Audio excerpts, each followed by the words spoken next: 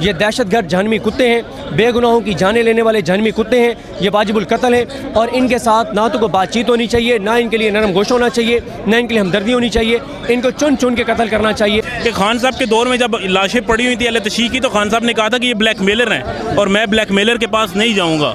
صدیق بھائی، یہاں پر آج جیسا کہ ہم نے دیکھا ہے کہ صرف اہل تشیع عوام نہیں ہے بلکہ اہل سنت کے بہت سے لوگ آئے ہوئے ہیں یہاں پر،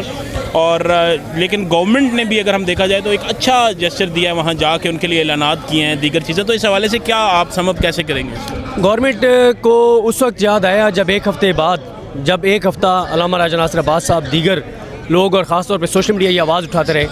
کہ جو، اور محمود نجاری صاحب نے کہا کہ جو یہاں پہ 26 آئینی ترمیم کے لیے ضمیر بھیجتا ہے اس کو تو 90 کروڑ ملتا ہے، لیکن جو شہید ہو جاتا ہے اور حکومتی اداروں کی غفلت کی وجہ سے، سیکیورٹی نہ ہونے کی وجہ سے اس کے لیے کوئی کمپنسیشن اناؤنس نہیں کی جا رہی، تو تب جا کر اور پھر یہ 50 لاکھ اناؤنس کیا گیا ہے۔ میں یہ سمجھتا ہوں کہ ظاہر ہے اس کمپنسیشن سے زیادہ جو امپورٹنٹ ہے وہ تو یہ ہے کہ جو وہاں پہ سیکیورٹی نہیں تھی، سیکیورٹی کیوں نہیں تھی؟ جب ایمان مزاری کو گرفتار کرنا ہوتا ہے تو سینکڑوں ہزاروں پولیس اہلکار جو ہیں وہ اسلام آباد کو گھیرے میں لے لیتے ہیں، موجود ہوتی ہے پولیس۔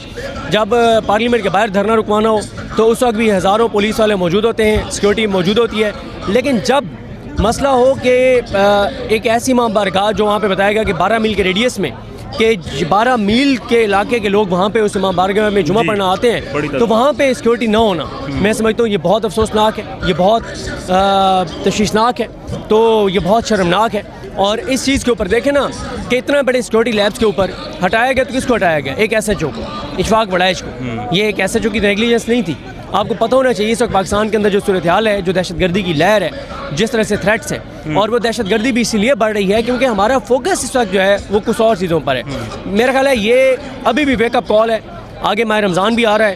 اور یہ ویک اپ کال ہے، ویک اپ کال یہ ہے کہ انف از انف، مہربانی کریں، سب لوگ اب فوکس کریں اصل چیزوں کے اوپر جو ملک کے ایشوز ہیں، دہشت گردی کے خاتمے کے اوپر۔ یہ دہشت گرد جہنمی کتے ہیں، بے گناہوں کی جانیں لینے والے جہنمی کتے ہیں، یہ واجب القتل ہیں، اور ان کے ساتھ نہ تو کوئی بات چیت ہونی چاہیے، نہ ان کے لیے نرم گوش ہونا چاہیے، نہ ان کے لیے ہمدردی ہونی چاہیے، ان کو چن چن کے قتل کرنا چاہیے، اور میرا خیال ہے کہ اب ہم سب کا فوکس جو ہے وہ ان چیزوں پر ہونا چاہیے۔ بالکل ٹھیک ہے، آپ نے گورنمنٹ کی بات کی، گورنمنٹ کو ووٹ لیٹ یاد آیا، لیکن جب گورنمنٹ کی بات سوشل میڈیا پر ہو رہی ہے تو یہاں ایک اور تنقید ہو رہی ہے کہ خان صاحب کے دور میں جب لاشیں پڑی ہوئی تھی اہل تشیع کی، تو خان صاحب نے کہا تھا کہ یہ بلیک میلر ہیں اور میں بلیک میلر کے پاس نہیں جاؤں گا، تو یہ بھی دیکھیں میں بتاؤں، اگر آپ سوشل میڈیا نکالیں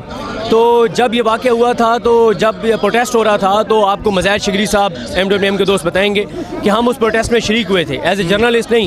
ایز اے مسلمان، ایک شہری، ایک انسان، اور اس وقت بھی ہم نے یہ کہا تھا کہ خان صاحب کو یہ بیان نہیں دینا چاہیے تھا، کیونکہ اس وقت بھی لوگ جو ہے وہ یہی کہہ رہے تھے کہ ہم چاہتے ہیں کہ وہ آئیں، ہماری بات سنیں، ہمارے توضیحات سنیں، تو اس وقت بھی ہم نے کہا تھا کہ غلط ہے، اور اس وقت جو پروٹیسٹ ہو رہا تھا اس پروٹیسٹ میں ہم شریک ہوئے تھے۔